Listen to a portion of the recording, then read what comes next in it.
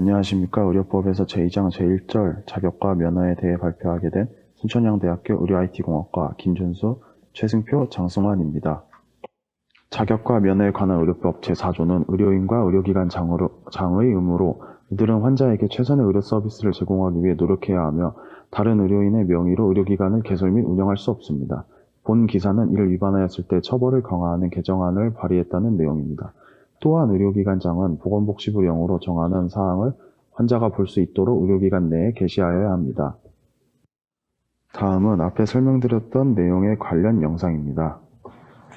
의사가 아닌 사람이 병원을 차린 뒤 의사를 고용해서 운영하는 형태를 보통 사무장 병원이라고 하죠.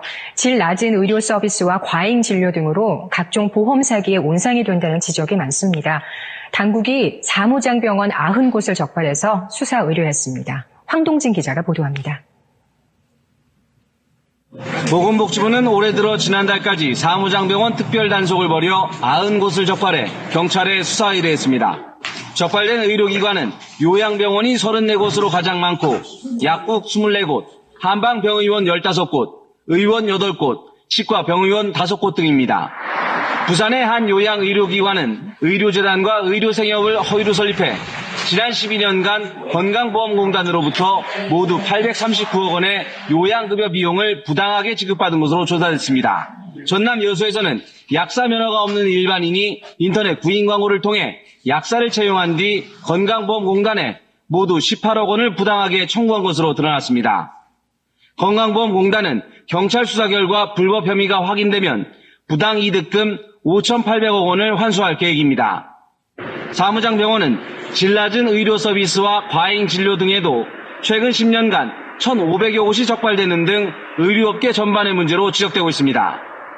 연간 단속 규모는 3년 전 171곳에서 2년 전에는 237곳, 지난해 241곳으로 해마다 늘고 있는 추세입니다. 지난 10년간 부당 청구로 환수 결정이 내려진 금액은 2조 7천억 원에 이릅니다. 하지만 징수율은 7%를 밑돌고 있습니다. 보건복지부는 사무장 병원 개설자의 처벌을 강화하고 조사 거부 시 제재 수위를 높이는 등 제도 개선을 추진하고 있습니다. KBS 뉴스 황동진입니다. 이어서 의료인은 발급받은 면허증을 다른 사람에게 빌려주면 안 되며 의료행위를 하는 사람은 의료기관 내에서 사진과 같은 신분을 나타내는 명찰을 달아야 합니다. 또한 일회용 의료용품을 재사용해서는 안 됩니다. 이에 대한 법을 어기고 불법 의료행위를 하는 병원들이 있습니다. 이에 관한 관련 영상입니다.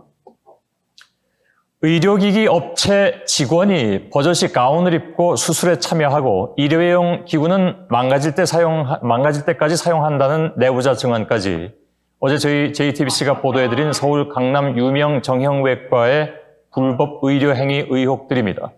오늘 보건복지부는 관할 보건소를 통해서 해당 병원에 대해서 1차 조사를 마쳤고 해당 의혹들에 대해서 경찰에 수사를 의뢰할 방침입니다. 대한의사협회도 이 병원 원장과 의사 등을 상대로 징계 논의에 착수했습니다. 그런데 더 큰 문제는 이런 불법 행위들이 이 병원에 국한된 게 아니라는 것입니다. 되풀이되는 의료계 불법 실태와 그 이유를 윤세민아 기자가 취재했습니다. 지난해 5월 부산의 한 정형외과.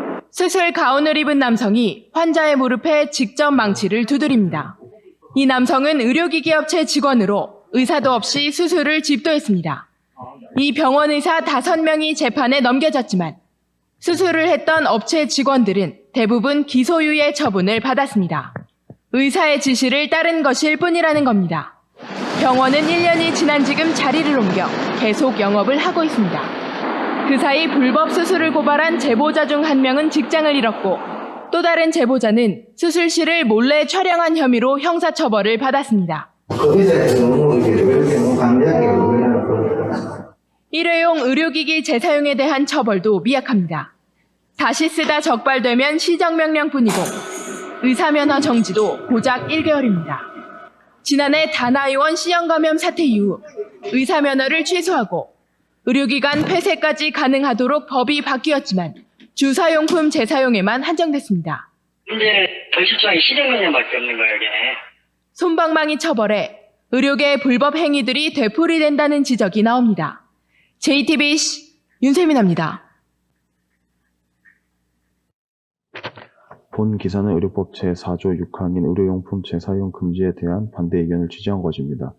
내용은 의료법상 재사용 금지를 규정하고 있는 일회용 주사 의료용품을 모든 일회용 의료용품으로 확대한다는 법률 개정안이 발표되자 의료계가 반발하고 나섰다는 기사 내용입니다.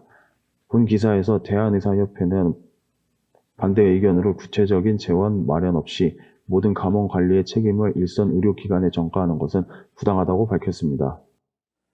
다음으로는 의료법 제4조 2-1의 간호-간병 통합 서비스 제공에 관한 법률입니다. 간호-간병 통합 서비스는 입원 환자를 대상으로 간병 지원 이력에 의해 포괄적으로 제공되는 입원 서비스를 뜻합니다. 병원급 의료기관은 이 서비스를 제공할 수 있도록 노력해야 하며 인력, 시설, 운영 등의 기준을 준수해야 합니다. 또한 간호-간병 통합 서비스를 제공하는 기관은 안전관리를 위해 노력해야 하고 근무 환경 및 처우 개선을 위해 필요한 지원을 해야 합니다. 본 기사는 근로복지공단 간호-간병 통합 서비스 전면 확대에 대한 기사입니다. 근로복지공단 병원들이 간호-간병 통합 서비스 전면 시행을 추진할 예정인 것으로 알려졌으며 근로복지공단 관계자는 간호-간병 통합 서비스를 경험한 입원 환자들의 만족도가 상당히 높았다며 이번 서비스 질적 향상을 위해 꼭 필요한 서비스라고 말했다라고 기사가 나와 있습니다. 의료법 제5조는 의사, 치과의사 및 한의사 면허에 관한 법입니다. 다음 각 호의 어느 하나에 해당하는 자격을 가진 자로서 제9조에 따른 국가시험에 합격한 후 보건복지부 장관의 면허를 받아야 한다. 첫 번째, 인정기관의 인증을 받은 의학, 치의학, 한의학을 전공하는 대학을 졸업하고 학위를 받은 자. 두 번째, 평가인증기구의 인증을 받은 전문대학원을 졸업하고 석사, 박사 학위를 받은 자. 세 번째, 보건복지부 장관이 인정하는 외국의 제1호, 2호에 해당하는 학교를 졸업하고 외국 면허를 받은 자로서 제9조에 따른 예비시험에 합격한 자. 그리고 평가인증기구의 인증을 받은 대학, 전문대학원을 6개월 이내 졸업하고 해당 학위를 받을 것으로 예정된 자는 제1항, 제1호, 2호의 자격을 가진 자로 본다. 그리고 제1항에 불구하고 입학 당시 평가인증기구의 인증을 받은 대학, 전문대학원에 입학한 사람으로서 그 대학, 전문대학원을 졸업하고 해당 학위를 받은 사람은 같은 항 제1호 및 제2호의 자격을 가진 사람으로 본다입니다. 제6조는 조산사 면허에 대한 법입니다. 조산사 면허는 다음 각 호의 어느 하나에 해당하는 자로서 제9조에 따른 국가시험에 합격한 후 보건복지부 장관의 면허를 받아야 한다. 간호사 면허를 가지고 보건복지부 장관이 인정하는 의료기관에서 1년간 조산 소속 과정을 마친 자, 보건복지부 장관이 인정하는 외국의 조산사 면허를 받은 자입니다. 간호사 면허는 제7조에 정의되어 있으며 다음 각 호의 어느 하나에 해당하는 자로서 제9조에 따른 국가시험에 합격한 후 보건복지부 장관의 면허를 받아야 한다. 첫 번째, 평가인증기구의 인증을 받은 간호학을 전공하는 대학, 전문대학을 졸업한 자, 보건복지부 장관이 인정하는 외국의 제1호에 해당하는 학교를 졸업하고 외국의 간호사 면허를 받은 자, 제1항에도 불구하고 입학 당시 평가인증기구의 인증을 받은 대학, 전문대학에 입학한 사람으로서 그 대학, 전문대학을 졸업하고 해당 학위를 받은 사람은 같은 항 제1호에 해당하는 사람으로 본다라고 정의되어 있습니다. 제8조는 의료인이 될 수 없는 결격 사유를 정해놓은 것입니다. 다음 각 호의 어느 하나에 해당하는 자는 의료인이 될 수 없다. 1번 정신건강 증진 및 정신질환자 복지 서비스 지원에 관한 법률에 따른 정신질환자, 마약, 대마, 향정신성 의약품 중독자. 3번 피성년 후견인, 피한정 후견인. 4번 이 법 또는 형법, 그 밖의 의료 관련 법령을 위반하여 금고 이상의 형을 선고받고 형의 집행이 종료되지 않았거나 집행이 확정되지 않은 자는 의료인이 될 수 없습니다. 다음은 의료인이 마약 선본인 진통제를 빼돌려 상습 투약한 뉴스입니다. 국립대병원 수간호사가 마약 성분 진통제를 빼돌려 상습 투약하다가 경찰에 입건됐습니다. 암 환자의 진통을 덜기 위해 투약해야 하는 마약성 진통제를 빼돌렸습니다. 송정근 기자입니다. 입원 환자만 700여 명에 이르는 암치료 전문병원인 화순 전남대병원입니다. 이곳에서 근무하는 간호사 48살 조모 씨는 암 환자에게 처방된 마약 성분 진통제인 염산페치딘을 상습 투약해왔습니다. 경찰 조사 결과 환자들에게 투약하고 남은 마약을 빼돌린 조 씨는 지난 4월부터 2달 동안 18차례에 걸쳐 마약을 투약한 것으로 드러났습니다. 관리직인 수간호사였던 조 씨는 약재부에서 처방받은 마약성 진통제를 자신이 환자에게 직접 투약하겠다며 약을 빼냈습니다. 암 환자 20여 명에게서 많게는 진통제의 3분의 1을 빼돌린 뒤 자신의 집에서 투약을 했습니다.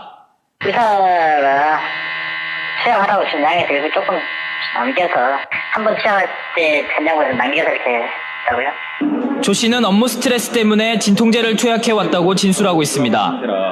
우울증 증상이 좀 있었던 것 같죠? 마약을 조금 이렇게 빼돌렸던 것 같고요. 지금 이분이 이제 변발 상태로 지금 들어가 있는 상태고, 이제 병원에서 이제 징계 절차를 이제 준비하지 않습니까?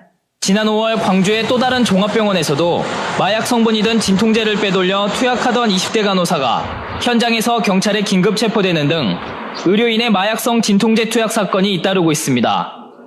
경찰은 조 씨를 마약류관리법 위반 혐의 등으로 불구속 입건하는 한편 머리카락과 소변에 대한 국과수 감정을 의뢰했습니다. MBC 뉴스 송정근입니다. 제9조는 국가시험에 관한 법으로서 의사, 치과의사, 한의사, 조산사, 간호사, 국가시험과 의사, 치과의사, 한의사 예비시험은 매년 보건복지부 장관이 시행한다. 보건복지부 장관은 국가시험 등의 관리를 대통령령으로 정하는 바에 따라 한군보건의료인 국가시험원에 맡길 수 있다. 보건복지부 장관은 제2항에 따라 국가시험 등의 관리를 맡긴 때에는 그의 관리에 필요한 예산을 보조할 수 있다. 국가시험 등에 필요한 사항은 대통령령으로 정한다. 라고 법으로 정해져 있습니다. 의료법 제10조는 응시 자격 제한에 관한 법률로서 제8조 각 호의 어느 하나에 해당하는 자는 국가시험 등에 응시할 수 없다. 부정한 방법으로 국가시험 등에 응시한 자, 부정행위를 한 자는 그 수험을 정지, 합격을 무효로 한다. 보건복지부 장관은 제2항에 따라 수험이 정지, 합격이 무효가 된 사람에 대하여 처분의 사유와 위반 정도 등을 고려하여 그 다음에 치러지는 이 법에 따른 국가시험 등의 응시를 3회의 범위에서 제한할 수 있다. 제11조는 면허 조건과 등록 등에 대한 법으로 보건복지부 장관은 보건의료 시책에 필요하다고 인정하면 제5조에서 제7조까지의 규정에 따른 면허를 내줄 때 3년 이내의 기간을 정하여 특정 지역이나 업무에 종사할 것을 면허의 조건으로 붙일 수 있다.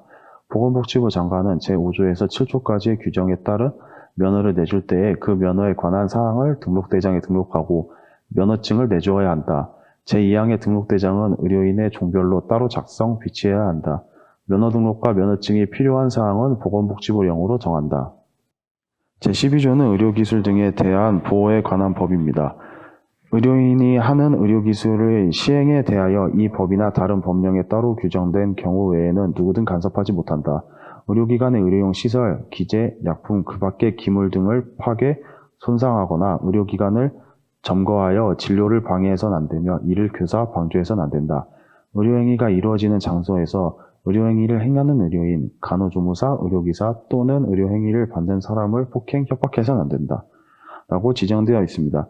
하지만 2017년 자료에 의하면 언어폭력을 경험한 전공의는 1768명 중 71.2%, 신체 폭행을 경험한 전공의의 비율은 20.3%로 그중 환자에게 가장 많은 폭행을 당한 것으로 결과가 나와 있습니다. 다음은 의료진 폭행에 대한 관련 영상입니다. 위급한 환자의 생명을 다루는 병원에서 의료진에 대한 폭행과 폭언이 끊이질 않고 있습니다. 처벌을 강화했지만 합의만 이루어지면 솜방망이 처벌에 그치다 보니 병원 폭행이 반복되고 있다는 지적입니다. 정영민 기자입니다. 경남 창원의 한 종합병원 응급실. 술에 취한 남성이 원무과 직원과 실랑이를 벌입니다. 의료진이 말려보지만 난동은 계속됩니다. 분이 안 풀렸는지 이번엔 직원의 뺨을 때리기 시작합니다. 출동한 경찰관에겐 신발까지 벗어 던지다가 가까스로 제지당합니다. 폭행과 장비의 파손이 문제가 아니라 기존에 있는 환자들에게까지 위해를 가할 수도 있고 치료를 받다 간호사와 의사를 폭행하고 기물을 파손한 일도 벌어졌습니다. 하루가 멀다 하고 폭행 사건이 벌어지다 보니 처벌 조항을 응급실에 붙여놨습니다. 응급실 전문의 절반은 폭행을 당했고 3명 중 1명은 생명의 위협을 느낀 적이 있다는 조사 결과도 있습니다. 정부도 응급 의료를 방해할 경우 5년 이하의 징역이나 벌금형을 받도록 2년 전에 처벌을 강화했습니다. 하지만 피해자와 합의했다는 이유로 솜방망이 처벌에 그치는 경우가 대부분입니다. 병원 안에서 의료인을 폭행하는 경우 실제로 단순 폭행 사건과 비슷하게 벌금이나 집행유예로 가볍게 처벌받는 경우가 대부분입니다. MBC 뉴스 정영민입니다.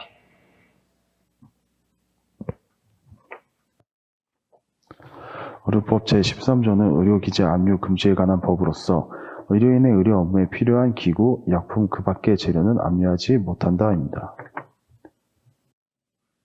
제14조는 기구 등의 우선 공급에 대한 법으로서 의료인은 의료 행위에 필요한 기구, 약품 그 밖의 시설 및 재료를 우선적으로 공급받을 권리가 있다.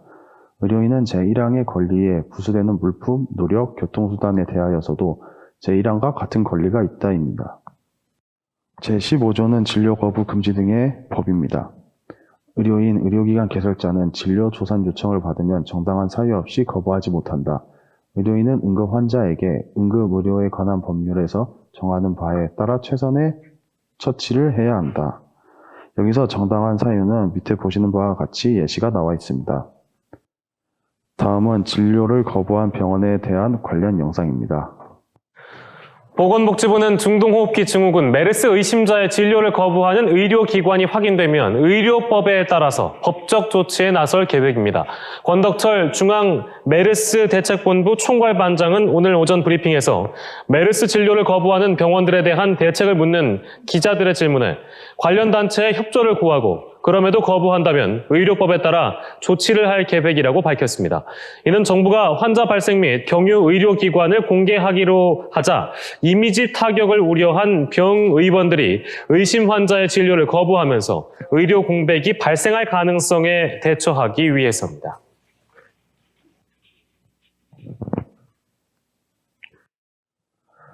의료법 제17조는 진단서 등에 관한 내용으로 의료업에 종사하고 직접 진찰, 검안한 의사가 아니면 진단서, 검안서 등을 작성하여 환자 검시하는 검사에게 교부 발송하지 못한다.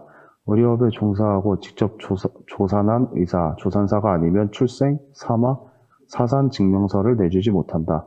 의사는 자신이 진찰한 검안한 자에 대한 진단서 등의 교부를 요구받을 때에는 정당한 사유 없이 거부하지 못한다.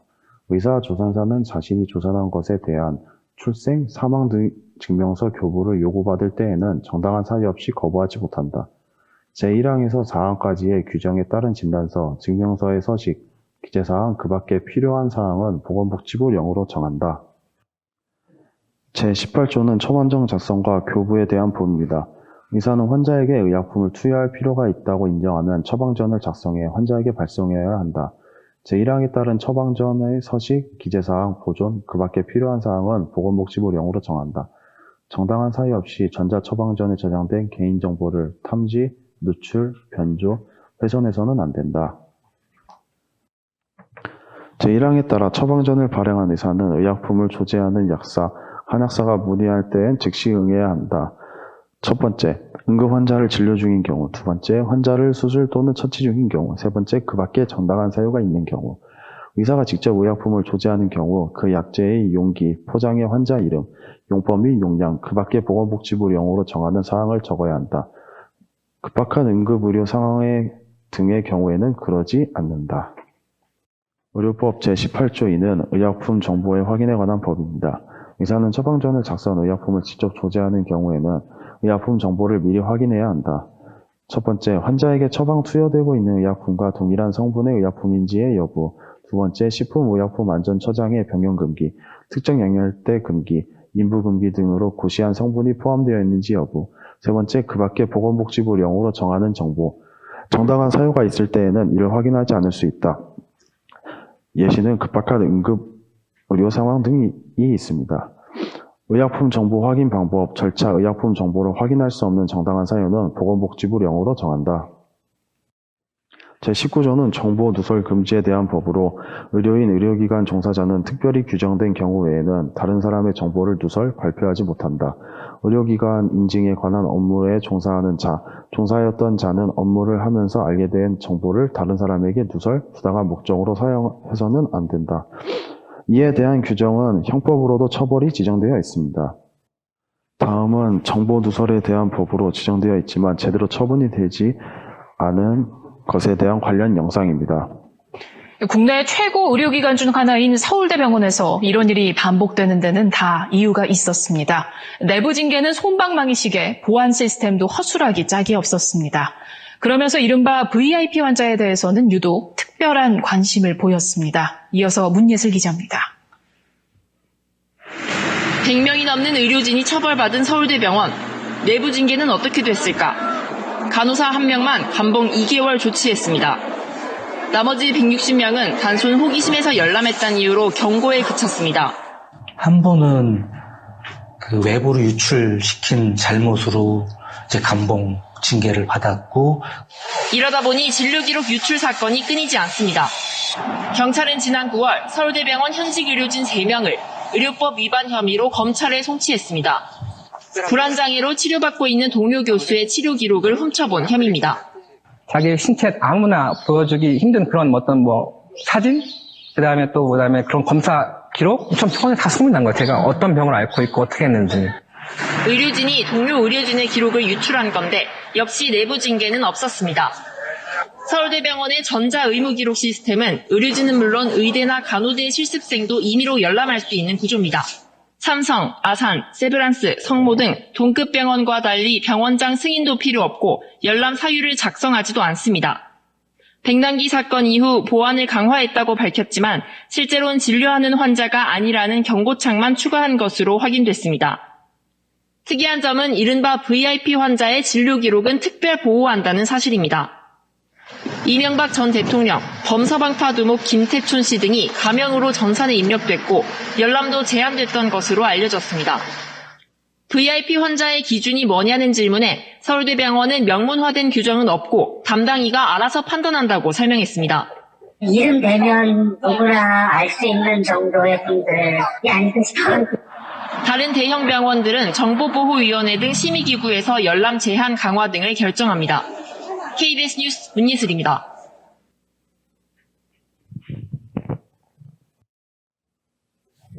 제20조는 태아간별 행위 등의 금지에 대한 법으로서 의료인은 태아성 간별을 목적으로 인부를 진찰 검사하여서는 안 되며 같은 목적을 위한 다른 사람의 행위를 도와서도 안 된다.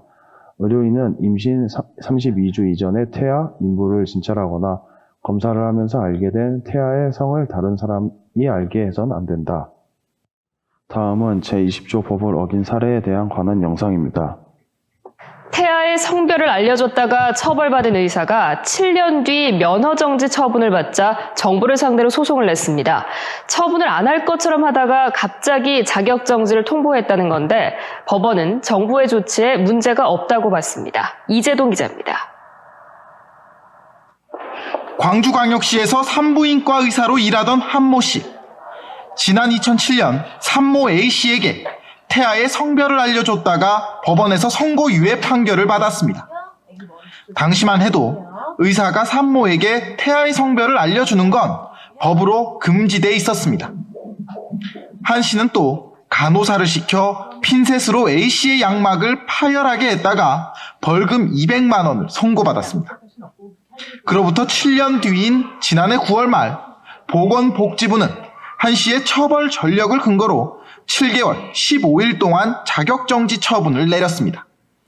한 씨는 7년이나 지나 갑자기 행정처분을 하는 건 부당하다며 정부를 상대로 소송을 냈습니다. 헌법재판소가 2008년 태아의 성별을 알리지 못하게 한 과거 의료법 조항에 대해 헌법 불합치 결정을 내린 만큼 장기간 면허를 정지하는 건 가혹하다고 주장했습니다. 그러나 재판부는 한 씨의 주장을 받아들이지 않았습니다. 유죄를 확정받은 게 2010년인데다 2011년엔 복지부에서 자격정지 처분에 대한 사전 통지도 한 만큼 충분히 행정처분을 예상할 수 있었다는 게 재판부 판단입니다. 사건 발생 후 7년이 지났다고 해서 행정 처분이 면제되는 건 아니라는 겁니다. 연합뉴스TV 이재동입니다.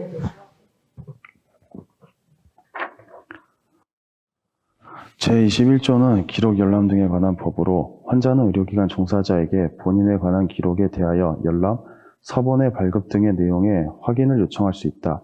이 경우 의료기관 종사자는 정당한 사유가 없으면 이를 거부하여서는 안 된다. 의료기관 종사자는 환자가 아닌 다른 사람에게 환자에 관한 기록을 열람하게 할 수 없다. 여기서 만약 환자가 아닌 다른 사람이 올 경우 구비 서류를 포함하면 발급을 받을 수 있습니다. 의료기관 종사자는 다음 각 호의 어느 하나에 해당하면 그 기록을 열람하거나 그 사본을 교부하는 등의 그 내용을 확인할 수 있게 하여야 한다. 이에 대한 법은 아래와 같은 각 법에 지정이 되어 있습니다. 제21조에는 진료기록의 송부 등에 관한 법으로 의료인은 진료기록 내용 소견을 요청받은 경우 환자 또는 환자 보호자의 동의를 받아 요청에 응해야 한다. 다만 해당 환자의 동의를 받을 수 없는 경우에는 동의 없이 송부 또는 전송할 수 있다. 응급 환자를 다른 의료기관에 이송하는 경우 내원 당시 작성된 진료기록의 사본 등을 이송하여야 한다. 보건복지부 장관은 전산정보 시스템, 진료기록 전송 지원 시스템을 구축, 운영할 수 있다. 보건복지부 장관은 진료기록 전송 지원 시스템의 구축, 운영을 대통령령으로 정하는 바에 따라 관계의 전문 기관에 위탁할 수 있으며 그 소요 비용의 전부 또는 일부를 지원할 수 있다. 제4항에 따라 업무를 위탁받은 전문기관은 다음 각 호의 사항을 준수하여야 한다. 1번 시스템의 안전성 확보에 필요한 기술적, 관리적 조치를 할 것. 2번 시스템 운영 업무를 다른 기관에 재위탁하지 아니할 것. 3번 시스템이 보유한 정보를 제3자에게 임의로 제공하거나 유출하지 아니할 것. 보건복지부 장관은 의료인에게 진로기록 전송 지원 시스템의 구축, 운영에 필요한 자료의 제출을 요구하고 제출받은 목적의 범위에서 보유, 이용할 수 있다. 그 밖에 진로기록 전송 지원 시스템의 구축, 운영 등에 필요한 사항은 보건복지부령으로 정한다. 정당한 사유 없이 진로기록 전송 지원 시스템에 저장된 정보를 누출, 변조 또는 훼손해서는 안 된다. 이 법에서 규정된 것을 제외하고는 개인정보보호법에 따른다. 마지막으로 제21조 2에 관한 기사를 보겠습니다.